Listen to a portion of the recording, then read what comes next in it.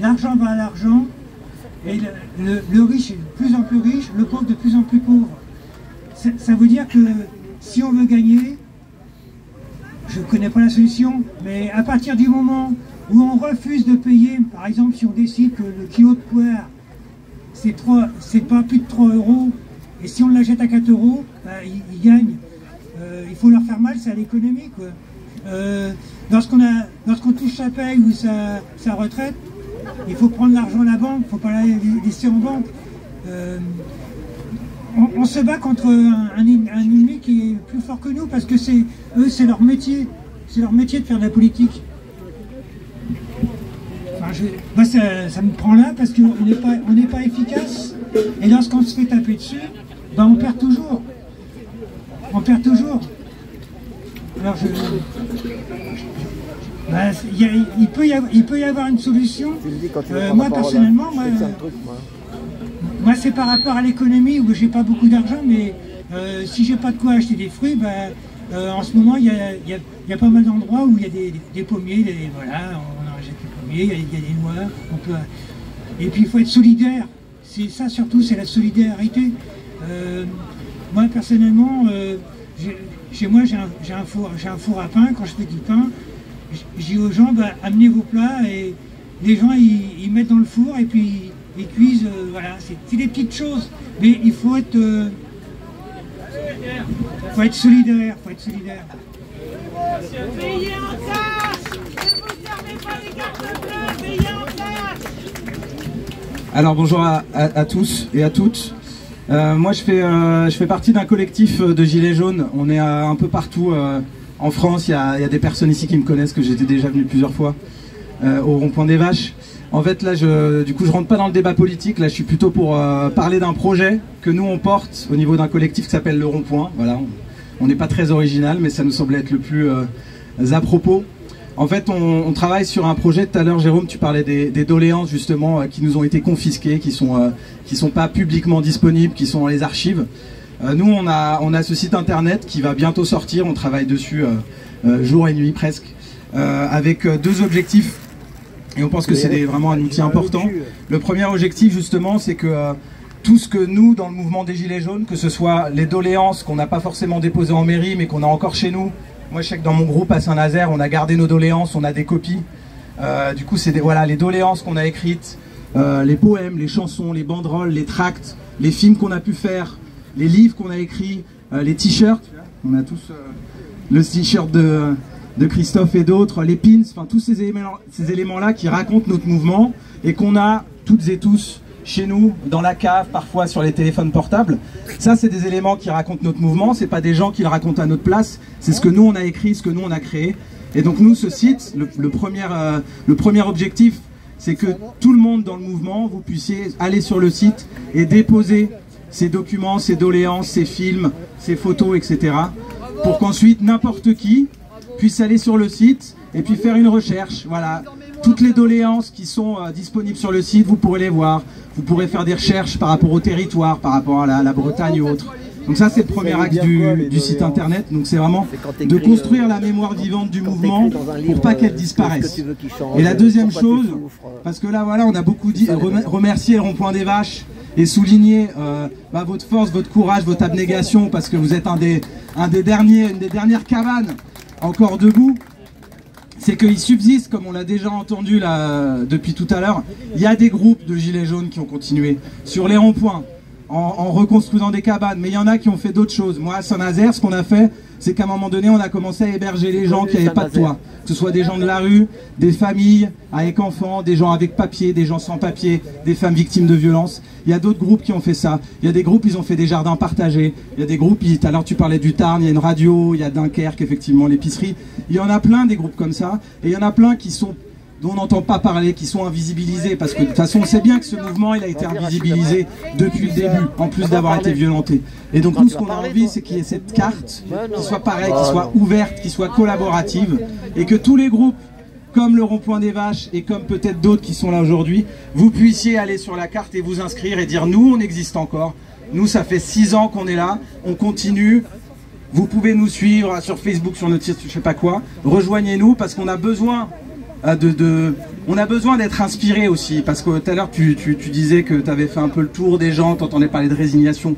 Moi je pense que dans cette résignation, on a justement besoin de savoir qui sont les personnes qui ont continué à se battre comme ici et comme ailleurs. Et donc c'est pour ça aussi que nous on a envie de faire ce site-là, pour les mettre en valeur. Et que si jamais dans un mois, il y a encore des ronds-points qui sont repris, ce sera aussi l'espace pour en parler, pour qu'on sache, pour qu'on puisse se mettre en lien et pour qu'on puisse se donner de la force. Donc c'est un appel, parce que ce site, on est un petit groupe, on est 7-8 à bosser dessus. Mais s'il n'est pas saisi, s'il n'est pas pris en main par les gilets jaunes, par vous, il ne marchera pas. Donc c'est un appel qu'on lance aujourd'hui. Voilà, vous m'avez vu moi, il y a Sylvestre aussi en orange qui fait partie du collectif. On a besoin de vous pour en parler. Les gens qui ont un peu plus d'impact aussi médiatique sur les réseaux sociaux, on aura besoin de vous pour relayer.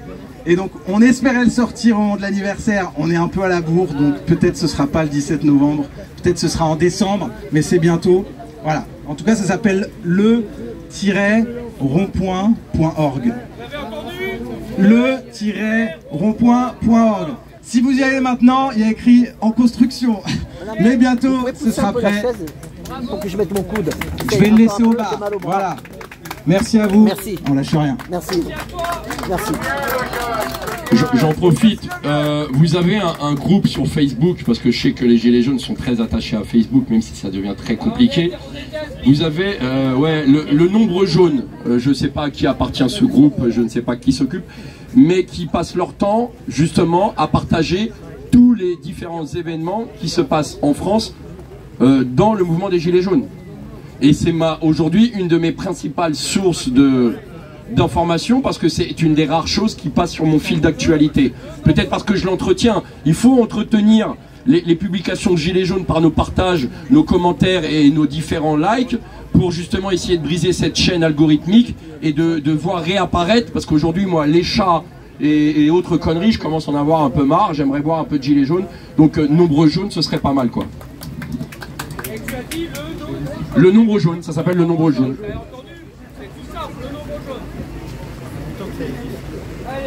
Bon, voilà, en fait, je suis assez connue par tous les gens du rond-point. Je parle beaucoup, mais voilà, c'est toujours pour dire des choses un petit peu qui bougent, qui m'apparaissent bouger un peu.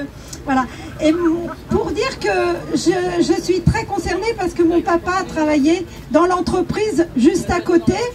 Et en fait, il était très impliqué dans les partis de gauche et dans les syndicats, mais il gardait quand même une certaine quant à soi, et il était justement quelqu'un qui essayait de comprendre un peu ce qui se passait autour de lui. Il a eu beaucoup d'implications d'ailleurs dans la ville de Saint-Étienne-du-Rouvray. Et cette ville, il était très impliqué dans le sport. Donc dans le sport, mais socialement, en fait, parlant. Donc, en fait, je suis issue de tout ça. Et simplement, c'était juste pour me présenter un petit peu. Et puis aussi pour vous dire qu'en recherchant, parce que on a travaillé avec un ami qui s'appelle Sébastien Bonnet depuis 2 ans sur un atelier sur la démocratie. Et on a fait pas mal de travail avec des gens qui pouvaient venir quand ils voulaient, une fois tous les mois, 2 mois, à travailler, à réfléchir un peu sur la Constitution, à réfléchir ce qui nous organisait, etc., etc. Et on avait quelques gilets jaunes qui, au-delà du travail qu'ils faisaient sur le rond-point, venaient à nos réunions. Donc on est souvent venus aussi voir les copains du rond-point pour leur expliquer un peu le travail qu'on faisait. Voilà, donc on a sorti un certain nombre de points et intéressants pour notre réflexion à tous. Et en fait, justement en travaillant tout ça, j'avais regardé tous les travaux des Gilets jaunes. Je parle assez fort ou pas là? Oui. Ouais. En fait, j'ai regardé sur les travaux des Gilets jaunes, sur un travail de Saint-Nazaire, la 2e assemblée des Gilets jaunes, en avril 2019.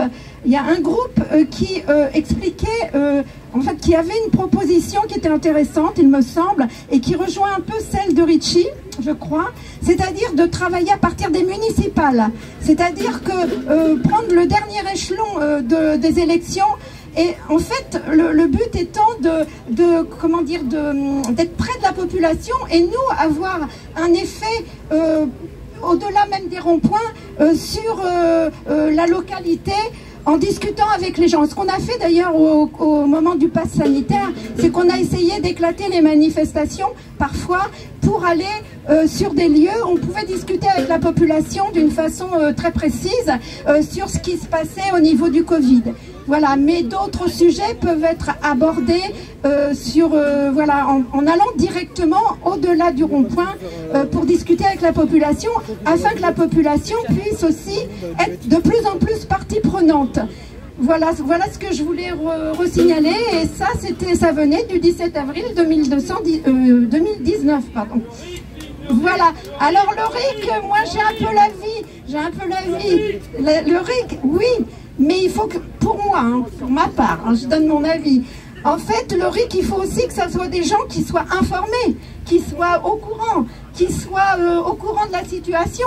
C'est pas la peine de faire un RIC et puis que les gens ils savent pas pourquoi ils votent, parce qu'on peut leur faire voter tout ce qu'on veut bien. Donc la question est informer avant de participer à un RIC. Donc il faut des gens quand même, alors on parle d'éveiller actuellement, de réveiller, de machin, de trucs, peut-être pas, mais au moins qu'on s'intéresse à notre vie de tous les jours, que chacun s'intéresse, en fait qu'on voit pas forcément que ce soit politique, mais que ça soit pour animer notre vie de tous les jours et qu'on soit impliqué dedans. Voilà. Alors en fait, ce que je voulais vous dire aussi, c'est que je suis en lien avec d'autres ronds-points, notamment les ronds-points dans le Midi, là, et des ronds-points de Vendée, des Gilets jaunes. Et il y a des gens qui ont déjà un des projets, ils appellent ça le projet issu du peuple, le projet de société issu du peuple, et la vision est de revenir au niveau local. Et pour l'instant, on n'a pas encore très avancé, mais on s'y applique, on essaie d'avancer. Bon, alors,